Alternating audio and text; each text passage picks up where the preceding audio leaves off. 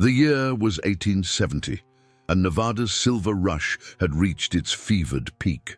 Prospectors and mining companies carved into the earth with desperate hunger, chasing veins of precious metal through the unforgiving desert landscape. Among these operations, the Whitmore mine stood as one of the most promising ventures in the territory. Located 30 miles southwest of Carson City, this mine had already yielded impressive quantities of silver ore, making its investors wealthy men practically overnight. The operation employed nearly 200 workers, most of them experienced miners who had followed the silver trail from California and Colorado. These were hard men, accustomed to the dangers of underground work, yet even they couldn't have anticipated what lay ahead in the depths of Whitmore's tunnels.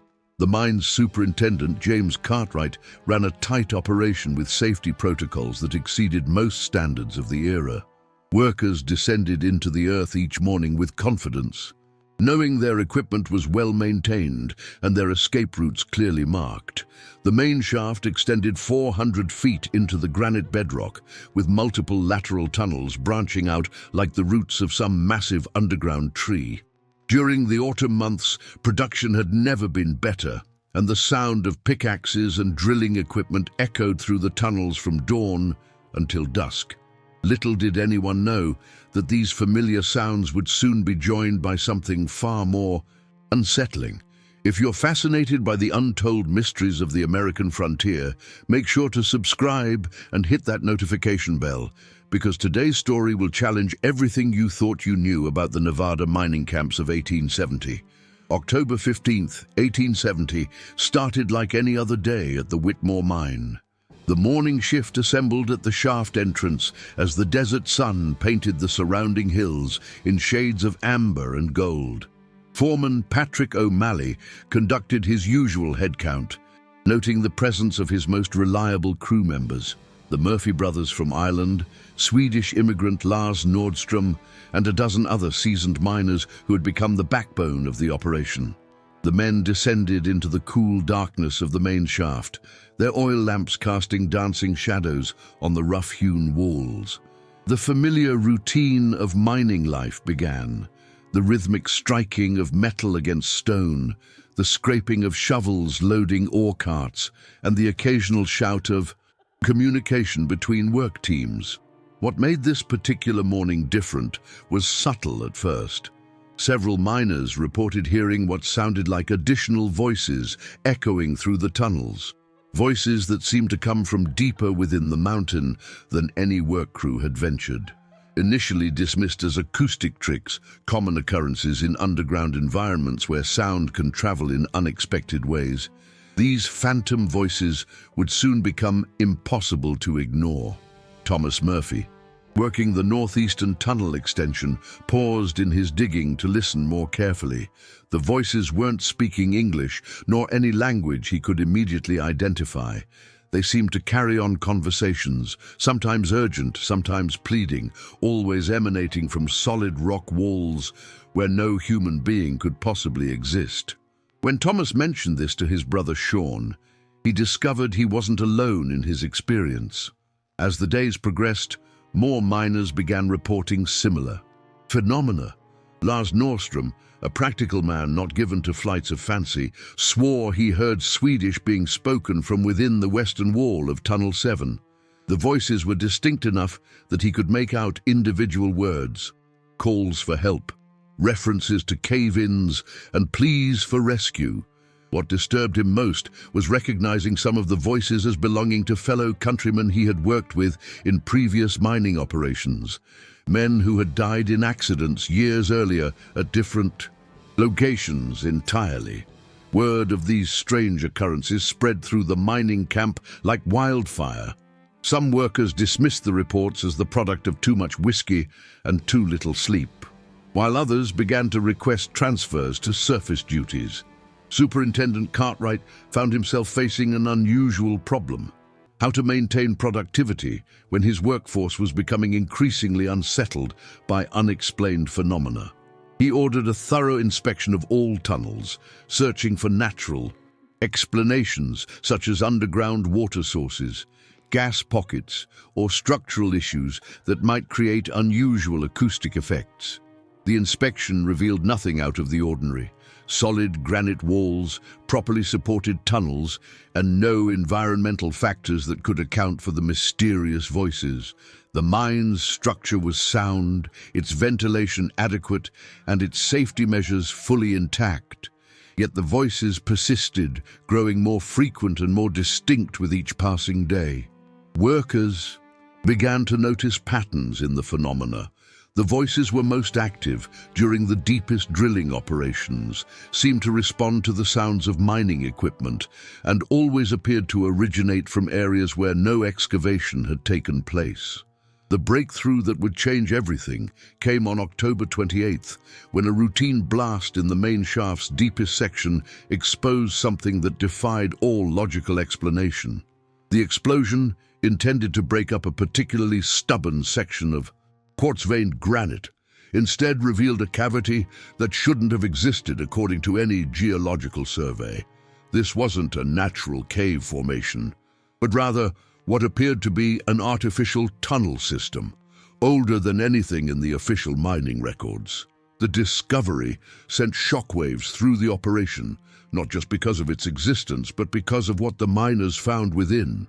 The cavity contained mining equipment that predated the Whitmore operation by decades, primitive tools, rotted timber supports, and personal belongings that suggested this area had been worked long before any official claims had been filed.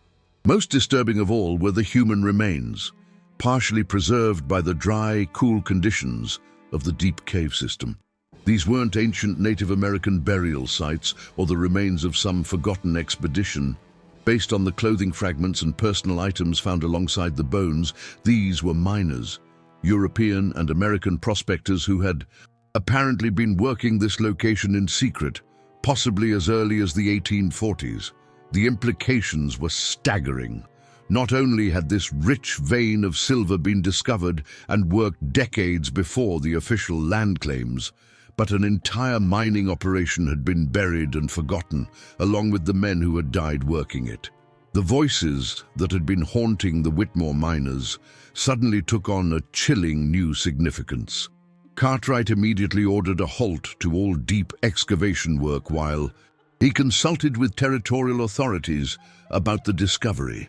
A team of specialists, including a territorial geologist and a representative from the Nevada Mining Commission, arrived within the week to investigate the find. Their preliminary examination revealed that the hidden tunnel system was extensive, branching out in multiple directions and showing signs of systematic mining operations that had taken place over several years. The preservation of organic materials in the dry cave environment allowed for detailed analysis of the personal effects found with the remains. Among the items recovered were letters written in multiple languages, mining claims dating back to 1847, and personal journals that painted a picture of a secretive operation run by a consortium of international investors. These weren't random prospectors who had stumbled upon silver deposits. They were part of an organized mining venture that had deliberately operated outside official territorial jurisdiction. The journals revealed that the miners had been aware of the dangers they faced, not just from cave-ins and equipment failures, but from claim jumpers and territorial disputes that plagued the region during the 1840s Mexican-American War period. According to the written accounts, the operation had been profitable beyond their wildest expectations, yielding silver ore of exceptional purity and quantity. However, the isolation required for secrecy had also made them vulnerable to disasters that might have been manageable with outside assistance. The final entries in the recovered journals spoke of a massive cave-in that had trapped multiple work crews in different sections of the mine, cutting off escape routes and burying entire teams alive. As investigators pieced together the tragic history of the earlier mining operation, the mysterious voices heard by Whitmore workers began to make disturbing sense. Acoustic engineers brought in to study the phenomenon discovered that the blast, which had exposed the hidden cavity, had also created connections between the old tunnel system and the new excavations. Sound was traveling through previously sealed passages, creating an underground network that could carry voices across vast distances within the mountain. However, this technical explanation raised more questions than it answered. The voices being heard were clearly human, speaking in multiple languages and seeming to respond to current mining activities. If the original miners had died decades ago, as the evidence suggested, then who or what was creating these sounds? The investigation team decided to establish continuous monitoring equipment in both the old and new tunnel systems, recording any acoustic anomalies for detailed analysis. What they captured over the following weeks challenged their understanding of both physics and human psychology. The recordings clearly showed human voices speaking in English, Spanish, Swedish, German, and Irish Gaelic, languages that matched the nationalities of both the current Whitmore workers and the deceased miners from the earlier operation. More unsettling still, voice analysis revealed patterns and characteristics that seemed to match specific individuals from both groups. When Lars Nordstrom was asked to listen to recordings of Swedish voices captured near Tunnel 7, he identified not only the voices he had been hearing, but recognized specific phrases and speech patterns of his deceased colleagues from previous mining operations. The implications sent chills through the entire investigation team. Somehow, the voices of men who had died in this mountain were echoing through the tunnels, as if the stone itself had recorded their final moments. The psychological impact on the Whitmore workforce became increasingly severe as news of the investigation spread through the mining camp. Men who had spent their entire careers underground began requesting surface assignments or transferring to other operations entirely. Those who remained reported that the voices were becoming more frequent and more urgent, often calling out warnings about impending cave-ins or equipment failures. In several documented cases, these phantom warnings proved to be eerily accurate. On November 8th, a voice speaking Irish Gaelic warned Sean Murphy to evacuate Tunnel 12 immediately. Despite finding no obvious signs of structural problems, Murphy followed the warning and cleared his work. Crew from the area. Less than an hour later, a section of that tunnel's ceiling collapsed, crushing the exact spot where Murphy's team had been working. Similar incidents occurred with increasing frequency, creating an atmosphere of supernatural dread that spread far beyond the confines of the mine itself. Word of the haunted mine reached newspapers in Carson City and San Francisco, attracting curiosity seekers, spiritualists, and reporters eager to document the phenomenon. The territorial government found itself dealing with an unprecedented situation. A profitable mining operation that was producing both silver ore and what appeared to be genuine supernatural manifestations. Federal authorities were consulted, but no one seemed to know how to handle a case that defied conventional explanation. The mine's investors faced a difficult decision: continue operations despite the growing reputation for paranormal activity, or abandon one of Nevada's most profitable silver deposits. The voices of the buried miners seemed to grow stronger with each passing day, as if the disturbance of their resting place had awakened something that refused to return to silence. Dr. Eleanor Whitfield, a professor of geology from the University of California, arrived in November with specialized equipment designed to measure subsonic vibrations and electromagnetic anomalies. Her scientific approach offered hope that rational explanations could be found for the mysterious phenomena plaguing the Whitmore mine. Dr. Whitfield's initial surveys revealed unusual magnetic properties in the granite formations surrounding the old tunnel system, properties that could theoretically affect sound transmission and acoustic reflection in unpredictable ways. The mineral composition of the rock included high concentrations of quartz crystals, known for their piezoelectric properties and ability to store and release electrical energy under pressure. Her hypothesis suggested that the trauma of violent deaths, combined with the unique geological conditions of the site, might have created a natural recording mechanism within the stone itself. According to this theory, the final words and cries of the trapped miners could have been literally embedded in the crystal structure of the surrounding rock, only to be released years later when new excavation work created the right acoustic and electromagnetic conditions. While this explanation satisfied some of the scientific observers, it failed to account for the interactive nature of the phenomenon.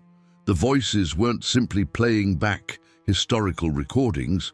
They were responding to current events, offering warnings, and engaging in what appeared to be real-time communication with living miners.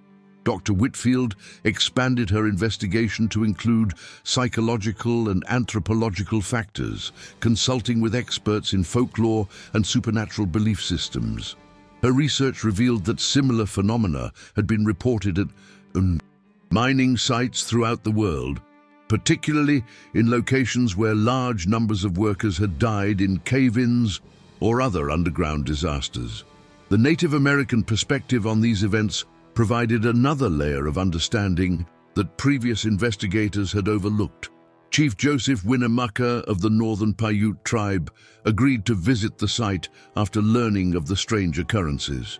His people had inhabited the region for countless generations and possessed oral traditions that spoke of the mountain as a place where the spirits of the dead could become trapped in the stone.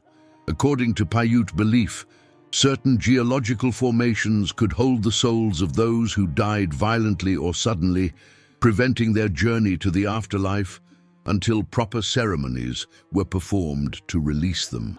Chief Winnemucca's examination of the mine site revealed that the excavation had disturbed what his people considered sacred ground, not because of any specific burial sites, but because the mountain itself was viewed as a spiritual repository where the essence of the departed could linger.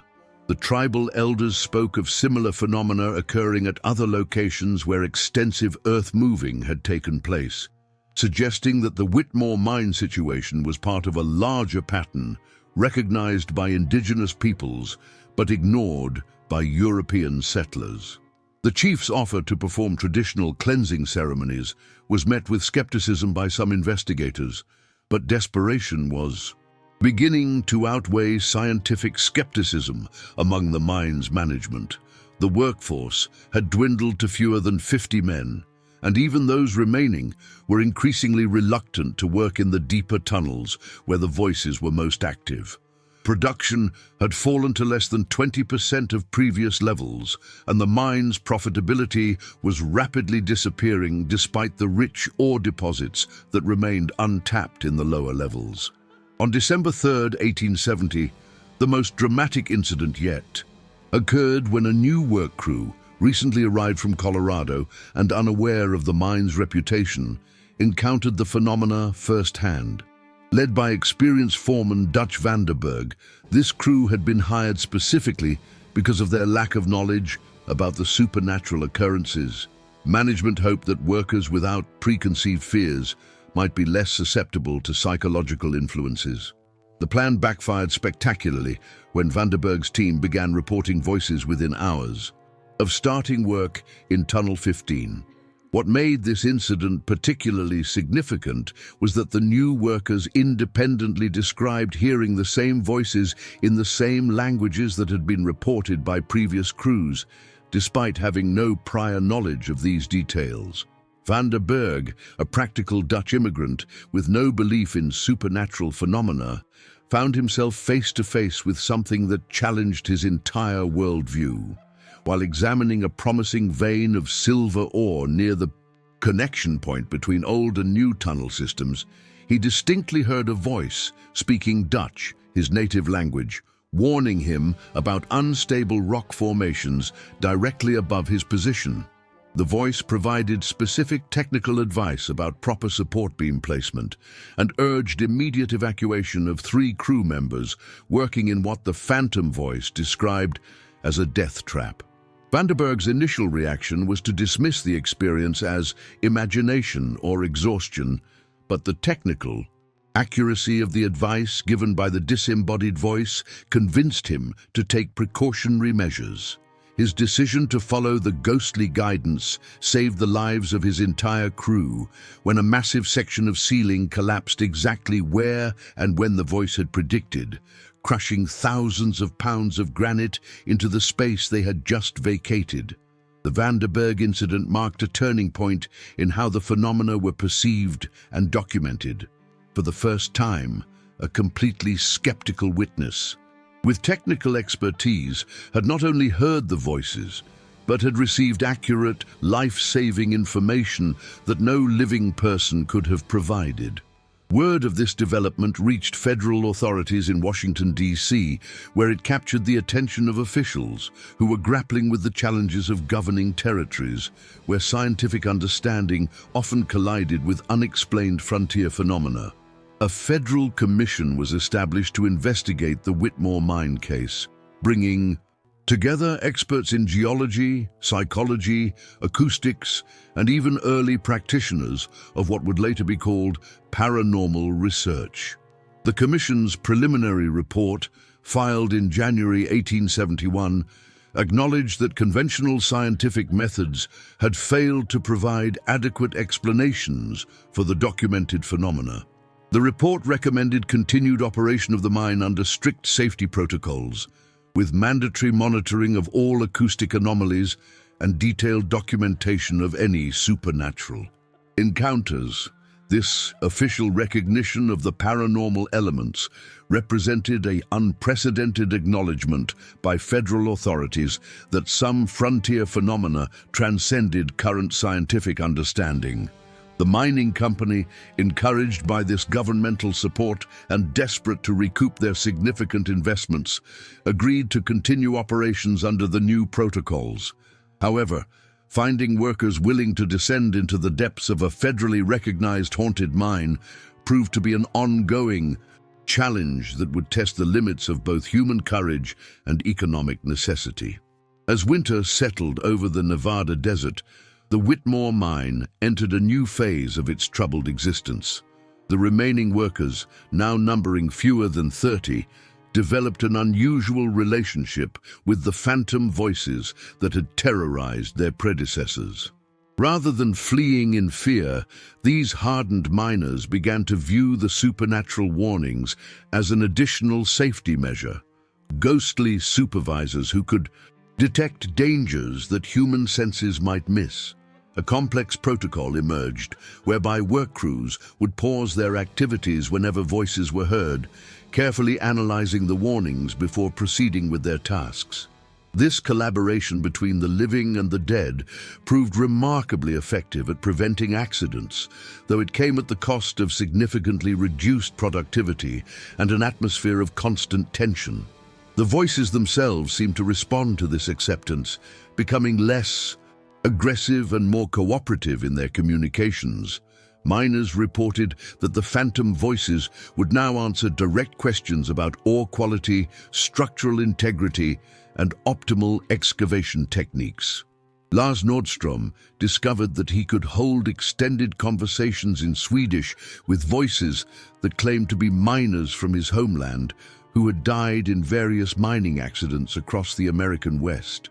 These dialogues revealed a complex underground network of spiritual consciousness that apparently connected mining sites throughout the region, suggesting that the Whitmore mine was just one node in a vast supernatural communication system linking the souls of deceased miners across thousands of miles of Western territory.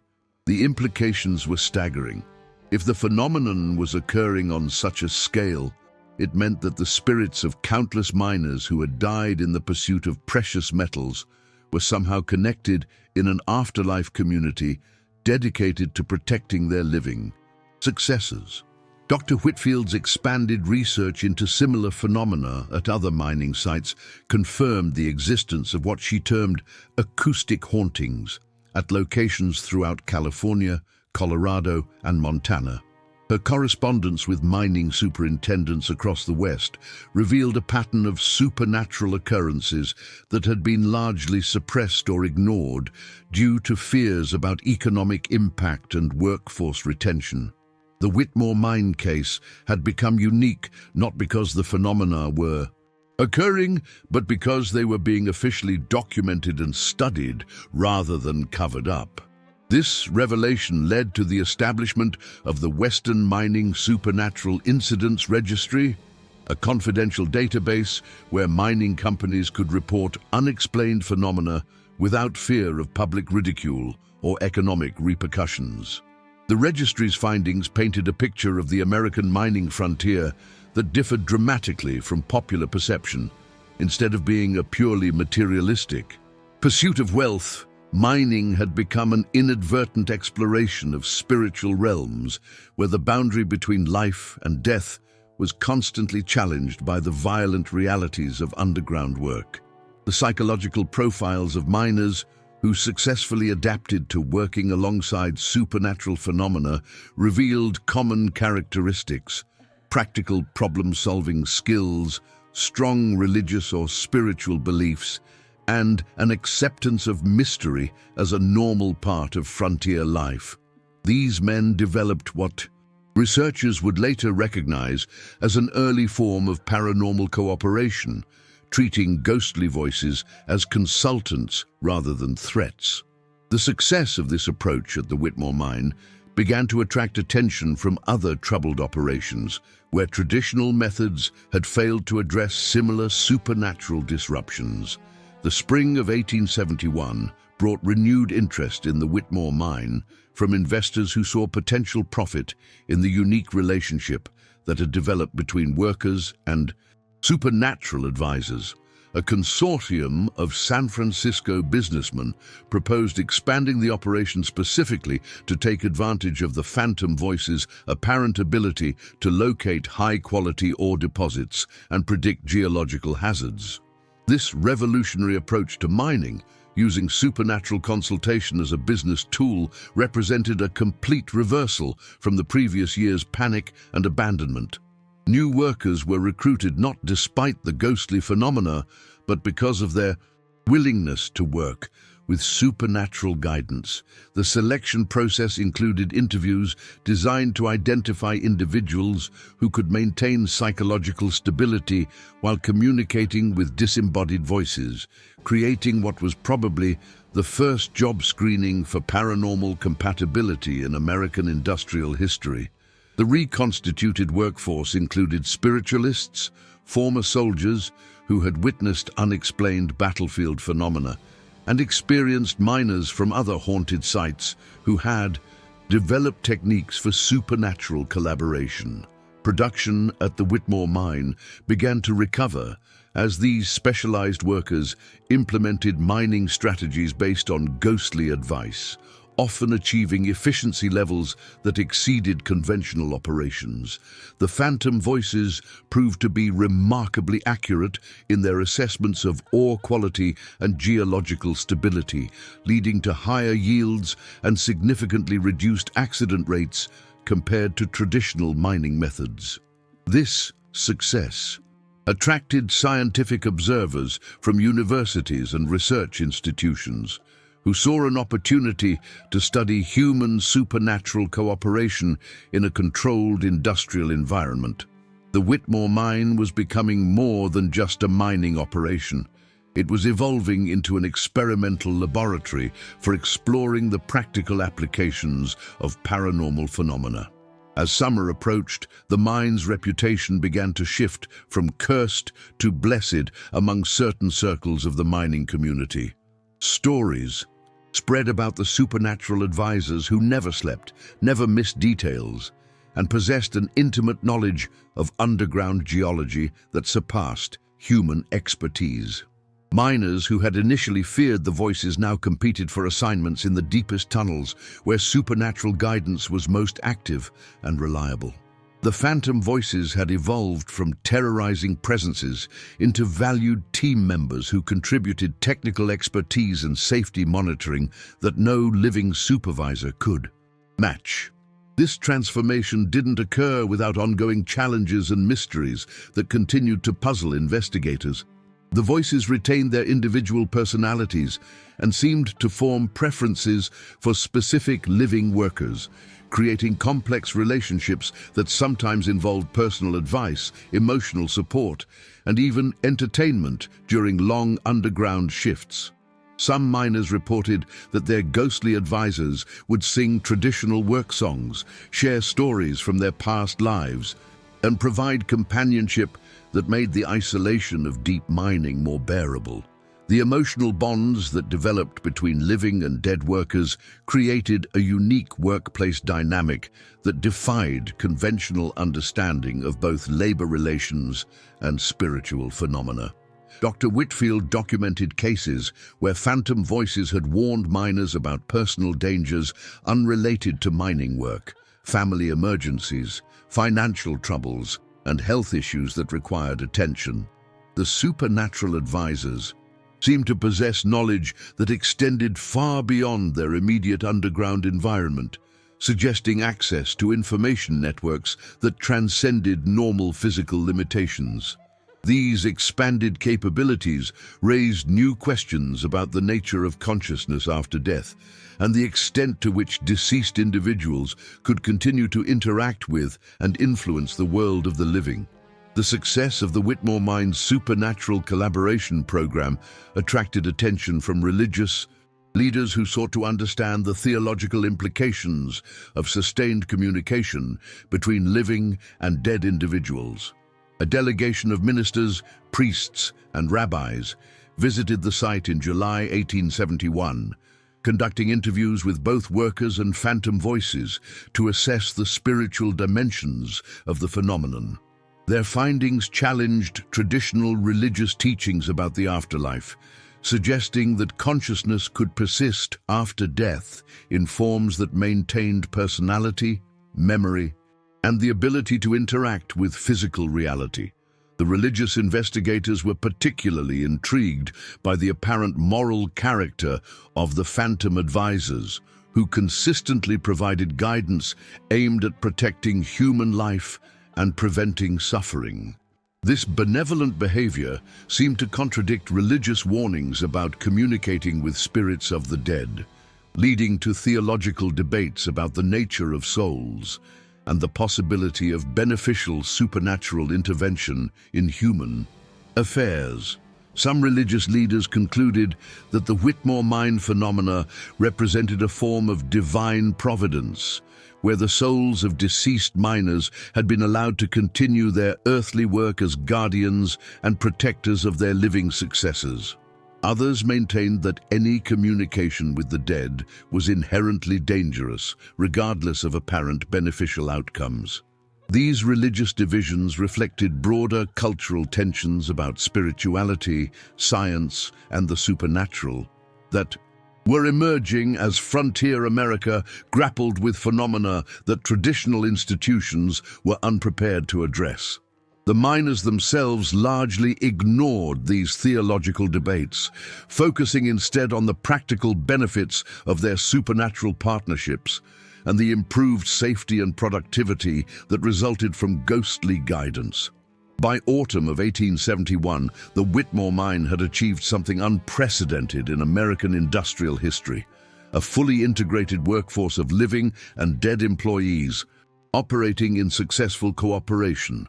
Production levels had not only recovered, but exceeded all previous records, while accident rates had dropped to nearly zero thanks to supernatural safety monitoring.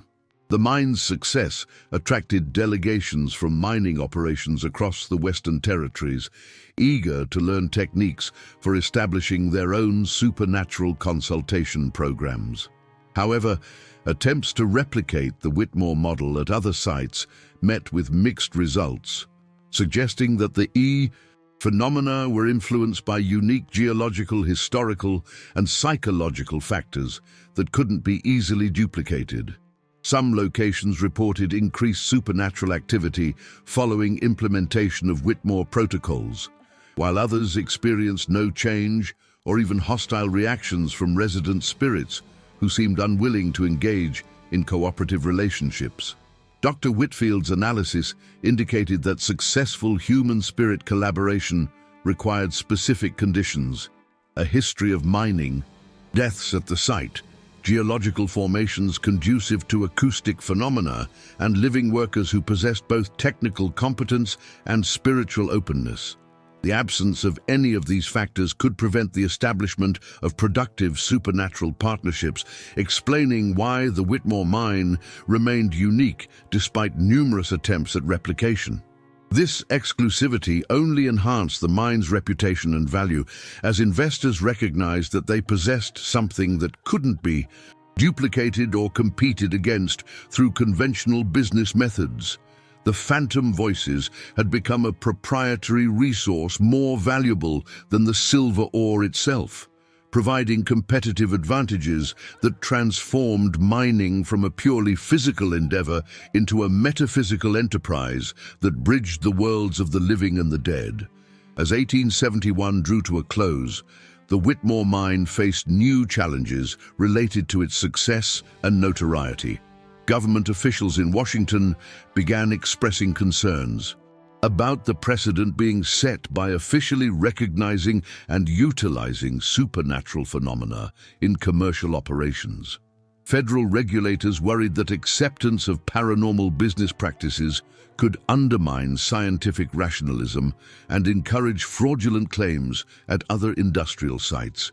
Political pressure mounted for the Federal Commission to reconsider its support for the mine's supernatural consultation program, creating uncertainty about the operation's future legal status.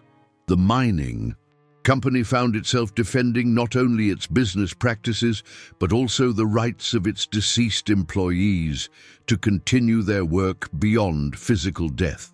Legal scholars debated whether phantom voices could be considered legitimate consultants, whether supernatural advisors had rights that needed protection, and how contracts could be written to cover services provided by non-corporeal entities. These unprecedented legal questions highlighted the broader implications of successful human spirit cooperation for American society and jurisprudence. Meanwhile, the miners and their ghostly advisors continued their work largely oblivious to the political and legal controversies swirling around them. The underground community that had developed over the previous year had created its own culture, customs, and social structure that operated according to principles quite different from those governing surface society. Living miners reported that their phantom colleagues had developed leadership hierarchies, work specializations, and social relationships that mirrored but exceeded the complexity of traditional human organizations. The supernatural workforce appeared to be evolving, becoming more organized and sophisticated in their interactions with both the physical environment and their living partners. The winter of 1871-1872 brought the most dramatic supernatural development yet witnessed at the Whitmore mine. The phantom voices, previously limited to audio communication, began manifesting visual phenomena that could be observed and documented by multiple witnesses simultaneously. Miners reported seeing translucent figures moving through the tunnels, operating spectral versions of mining equipment and performing work tasks that complemented the efforts of living crews. These apparitions retained the individual characteristics and personalities of the voices with whom workers had become familiar, creating a more complete sense of supernatural community and collaboration. Dr. Whitfield's measurement equipment detected significant electromagnetic disturbances accompanying these visual manifestations, suggesting that the phenomena were intensifying and expanding beyond purely acoustic effects. The ghost miners appeared to be gaining strength and coherence, developing enhanced abilities to interact with physical reality while maintaining their protective and advisory roles. This evolution raised new questions about the nature of spiritual development. after death and the potential for continued growth and learning in supernatural states. Some phantom advisors began demonstrating knowledge and skills they hadn't possessed during their lifetimes, as if death had provided access to enhanced understanding of geology, engineering, and mine safety. The implications were staggering. Not only did consciousness apparently survive physical death, but it might actually expand and improve through supernatural existence. Living miners found themselves learning advanced techniques from ghostly instructors who had transcended the limitations of their original human knowledge and experience. The Whitmore mine was becoming not just a workplace, but an educational institution where the living could benefit from the accumulated wisdom and expanded capabilities of their deceased predecessors. The enhanced supernatural phenomena attracted international attention from researchers and investigators who traveled from Europe and Asia to study what was being called the Nevada phenomenon. Representatives from British spiritualist societies, German universities, and Japanese spiritual research institutions arrived throughout the spring of 1872, bringing sophisticated equipment and diverse cultural perspectives to the investigation. Their findings confirmed that the Whitmore mine manifestations were unlike anything documented elsewhere in the world, both in their intensity and their cooperative nature. Most supernatural phenomena reported at other locations involved random, often hostile spiritual activity that disrupted rather than assisted human endeavors. The benevolent, organized and productive nature of the Whitmore spirits represented a unique development that challenged existing theories about post-mortem consciousness and human-spirit interaction. International researchers noted that the phenomenon seemed to be specifically American in character, reflecting cultural values of cooperation, industriousness, and pragmatic problem-solving that had emerged from frontier life.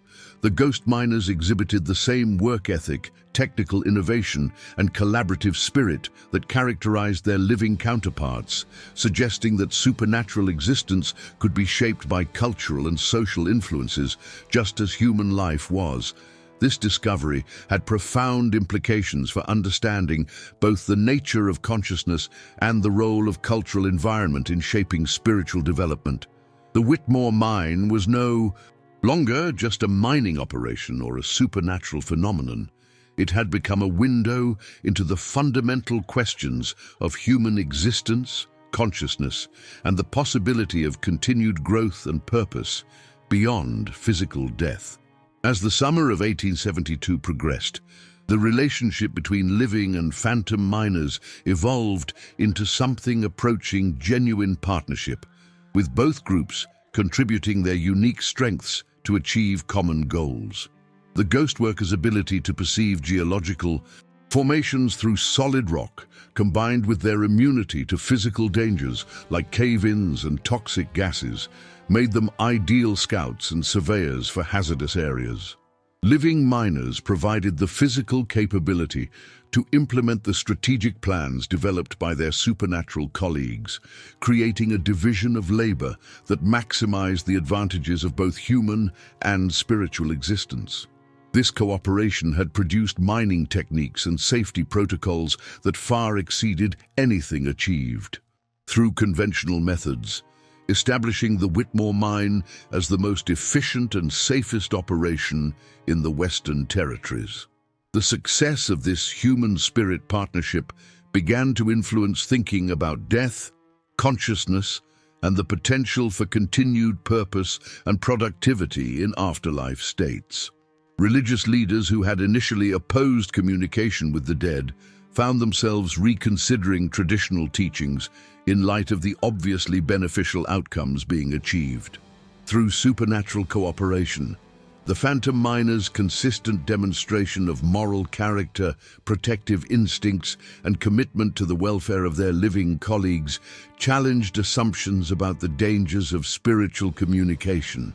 Some theologians began developing new doctrines that distinguished between harmful supernatural entities and beneficial spirit guides, who continued to serve constructive purposes after physical death.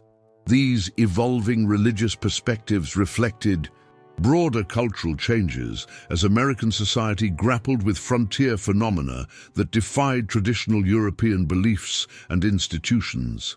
The Whitmore mine had become a catalyst for fundamental reconsiderations of spirituality, consciousness, and the nature of existence itself. The autumn of 1872 marked the second anniversary of the discovery that had transformed the Whitmore mine from a conventional mining operation into something unprecedented in human history. The supernatural community that had developed underground now included phantom miners from dozens of different cultural backgrounds, speaking multiple languages and contributing diverse technical knowledge to the collaborative effort. These ghost workers had apparently been joined by spirits from other mining sites who had somehow learned about the Whitmore community and migrated to participate in its unique experiment in human-spirit cooperation. Dr. Whitfield documented the arrival of phantom voices claiming to be deceased. Miners from California goldfields, Colorado silver mines, and even distant operations in Mexico and Canada. This spiritual migration suggested that news of the Whitmore phenomenon was spreading through whatever communication networks existed among deceased miners, creating an international supernatural community dedicated to advancing mining safety and efficiency. The implications were staggering. If spirits could voluntarily relocate and organize themselves around common purposes, it meant that death was not an end, but a transition to a different form of existence with its own possibilities for travel, communication, and collaborative work. The phantom miners' ability to maintain their professional identities and continue developing their skills after death challenged fundamental assumptions about consciousness, memory, and personal continuity. Living workers reported that their ghostly colleagues retained not only their technical knowledge, but also their personal relationships, emotional attachments, and individual quirks of personality. This continuity of identity across the boundary between life and death suggested that human consciousness possessed a resilience and permanence that transcended physical existence. The success and notoriety of the Whitmore mine's supernatural collaboration program eventually attracted unwanted attention from federal authorities who were growing concerned about the broader implications of officially sanctioned spirit communication. Political pressure from religious groups and scientific institutions led to congressional hearings about the appropriate role of government in regulating paranormal phenomena and the potential risks of encouraging supernatural business practices. Critics argued that federal support for the Whitmore operation set a dangerous precedent that could undermine rational scientific progress and encourage fraudulent claims at other sites. Supporters countered that the documented benefits of human spirit cooperation, improved safety, increased productivity, and expanded understanding of consciousness justified continued research and development of paranormal collaboration techniques. The political debate reflected deeper cultural tensions about the role of science, religion, and supernatural phenomena in American society. The Whitmore miners and their phantom colleagues continued their work largely unaffected by these surface controversies, having developed their own community and culture that operated according to principles transcending conventional political and social boundaries. The underground society that had emerged represented a unique experiment in interdimensional cooperation that offered insights into fundamental questions about consciousness, death, and the possibility of continued purpose beyond physical existence. As political pressure mounted for closure of the supernatural collaboration program, supporters rallied to protect what many considered the most significant scientific and spiritual discovery in human history. The debate over the Whitmore mine's future would ultimately determine whether humanity was ready to embrace the reality of consciousness beyond death and the potential for productive cooperation between living and spiritual communities. By the spring of 1873, political pressure had reached a crescendo that threatened the continuation of the Whitmore Mines supernatural collaboration program. Congressional opponents argued that federal support for paranormal phenomena violated the constitutional separation of church and state, while also undermining scientific rationalism and encouraging potentially dangerous spiritual practices. The mining company found itself fighting not only for its business interests, but for the principle that beneficial supernatural phenomena deserved protection and study rather than prohibition and suppression. Legal challenges raised unprecedented questions about the rights of deceased individuals to continue participating in economic activities, and whether spiritual entities could be considered legitimate consultants or employees.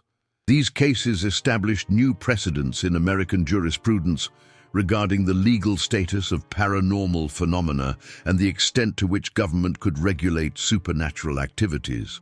Meanwhile, the phantom miners had become increasingly sophisticated in their organization and capabilities, developing leadership structures. The wind carried those voices one final time across the Nevada desert, a haunting farewell that seemed to acknowledge what had been done. As the echoes faded into silence, the Whispering Rock mine stood sealed, its entrance blocked by tons of stone and timber that would never again be moved. The survivors who had witnessed that final night spoke of a profound sense of peace that settled over the land. The restless energy that had plagued the mine for so long was gone, replaced by the natural quiet of the desert. The voices that had called out in desperation and anguish had found their rest, their message finally heard and honored by the living. Thomas Brennan never returned to mining. He settled in a small town outside Carson City, where he lived quietly until his death in 1923. In his final years, he would sometimes speak to visitors about the importance of remembering those who had died in the pursuit of America's golden dreams. His journals, discovered after his death, provided the most complete account of the Whispering Rock incident, ensuring that the story would not be forgotten. The mine itself became a landmark of sorts, though few dared to approach it. Local Native American tribes, who had long known the area to be spiritually significant, performed ceremonies to honor both the ancient spirits of the land and the souls of the miners who had joined them in eternal rest. These rituals helped heal the wounds that industrial ambition had carved into the sacred landscape. Years passed, and the wooden structures around the mine collapsed and rotted away. The desert began to reclaim the area, covering the scars left by human activity with sand and sagebrush. Yet, even as nature healed the land, the memory of what had transpired remained strong in the oral histories of the region. Modern paranormal investigators and historians continue to study the Whispering Rock incident, drawn by its unique blend of tragedy and redemption. The story serves as a powerful reminder that some places hold memories too strong to be buried, and that the voices of the forgotten will always find a way to be heard. In the end, the mine that echoed with voices became a testament to the power of remembrance and the importance of honoring those who came before us.